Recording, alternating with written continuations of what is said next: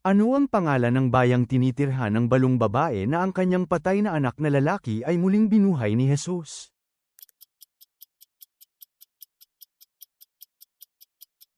9. Ano ang itinatanong ni Nicodemo kay Jesus sa Juan Kapitulo 3? Paanong maaaring ipanganak muli ang isang tao? Sa aklat ni Job, sino ang kumuha ng lahat ng ari-arian ni Job?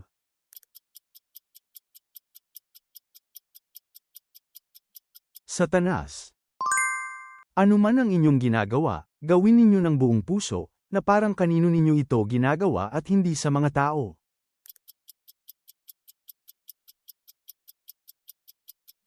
Na parang sa Panginoon. Sa ikailang taon ng paghahari ni Peka na hari ng Israel, naging hari ng Juda si Ahaz.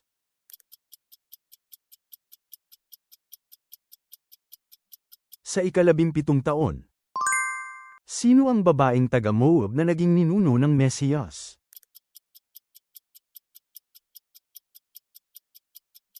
Ruth. Paano pinatay si Urias na asawa ni Bathsheba matapos siyang ipadala ni David sa digmaan?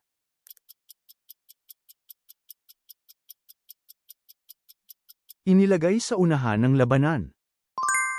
Nang ibuka ni Pablo ang kanyang bibig, tungkol sa hiwaga ng ano siya humiling ng panalangin upang maipahayag ito ng buong tapang.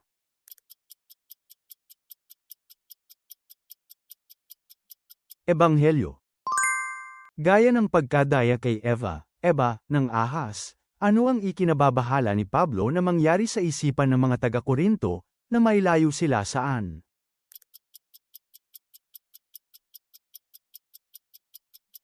Sa tapat at dalisay na pakikipag-isa kay Kristo. Pagkatapos magpalipas ng gabi sa pananalangin, sino ang pinili ni Jesus upang maging mga apostol?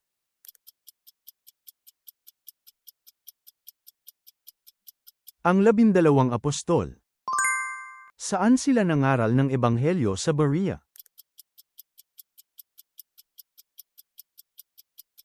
Sa sinagoga ng mga Hudyo.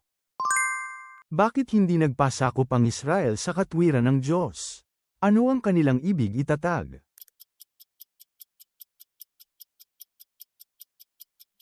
Ang sarili nilang katwiran.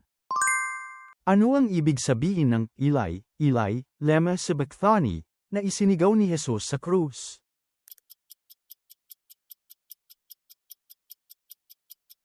Diyos ko, bakit mo ako pinabayaan?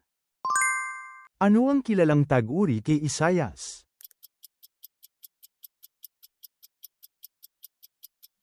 Lingkod na nagdurusa. Saang kabanata ng Juan makikita ang paghuhugas ni Jesus sa mga paa ng mga alagad?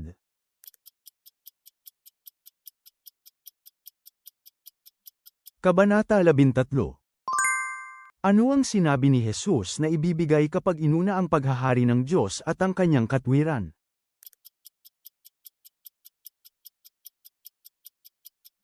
Ibibigay din sa inyo ang lahat ng mga bagay na ito. Ilang araw nagdaos si Haring Ahaswero ng pistahan sa looban ng hardin ng palasyo para sa mga tao sa lungsod ng Susan.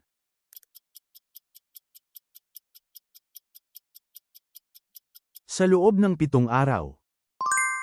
Anong tungkulin ang inilagay ni Jehoshaphat sa bawat lungsod ng Juda?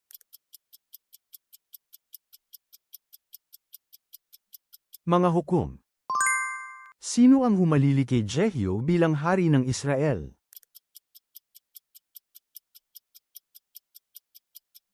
Jehoahaz. Kailan pinahintulutan ng mga Hudyo na gumanti sa kanilang mga kaaway?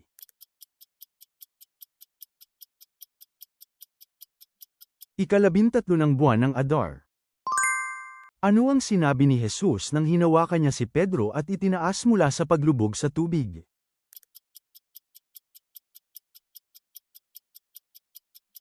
Ikaw na may maliit na pananampalataya, bakit ka nagduda? Anong mahalagang gusali sa Jerusalem ang winasak ni Nebuchadnezzar noong 586 na BCE?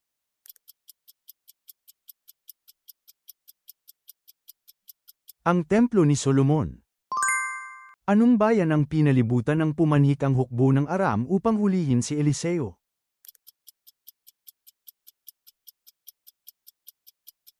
Dotan. Sino ang magandang dalaga na pinsan ni Mordecai?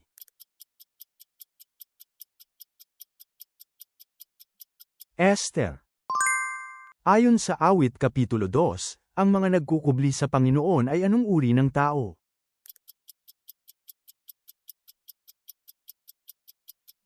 Mapapalad na mga tao.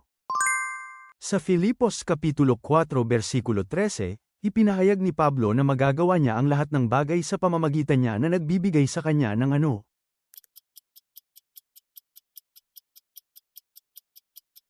Lakas. Sino ang gustong isama ni Bernabe sa muling pagbisita sa mga iglesia, na kilala bilang Juan na tinatawag na Marcos?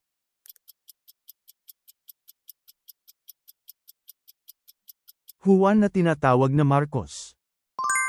Saan unang ipinang-aral ni Pablo ang magandang balita pagkatapos niyang magbalik loob?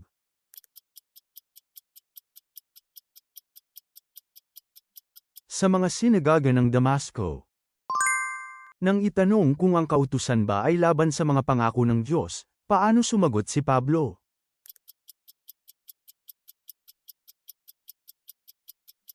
Hindi maaari.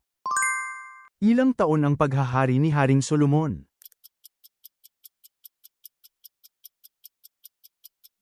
40 taon. Anong aklat ng Biblia ang sinipi ni Jesus nang siya ay tuksuhin ng dyablo?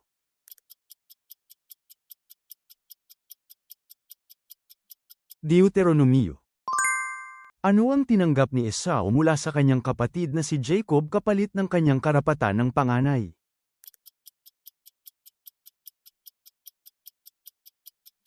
Isang mangkok ng pulang nilagang lentehas. Ilang beses tinalo ni Joas si Ben-Hadad upang mabawi ang mga lungsod?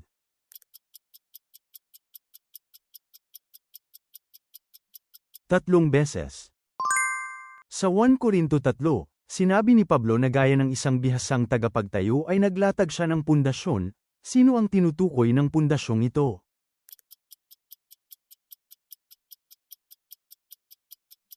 Jesu Kristo. Sino ang inutusan ni Solomon na pumatay kina Adonias, Joab at Simei?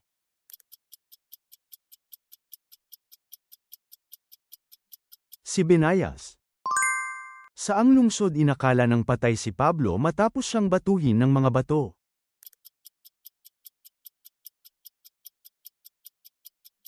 Lystra. Sino ang ginawang gabay ni Rehoboam sa pagharap sa kahilingan ng bayan sa halip na sundin ang payo ng matatanda?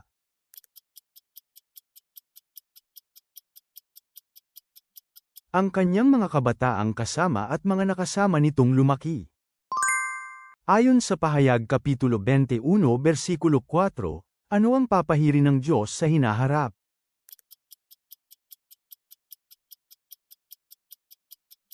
Ang mga luha. Sino ang unang nagpahayag na nabuhay muli si Jesus ayon sa Juan?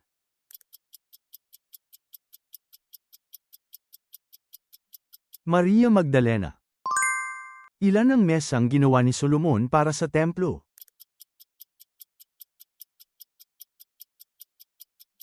10. Salamat sa panunood. Ibahagi ang inyong mahahalagang puna at kaalaman sa Biblia sa mga komento. Ang pag-subscribe at pag-like ninyo ay malaking tulong para makagawa pa kami ng mas marami pang Bible quiz.